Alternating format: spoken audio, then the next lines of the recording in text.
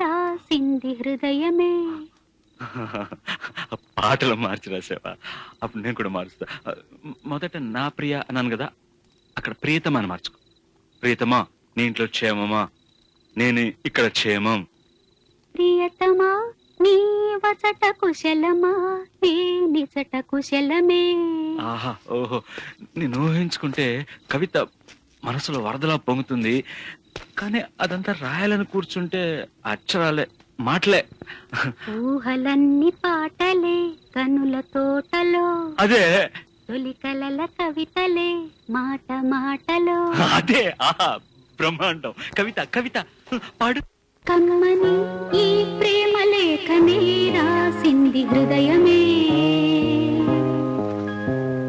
ప్రియతమా నీ వచట కుశలమా, నే నిజట కుశలమే.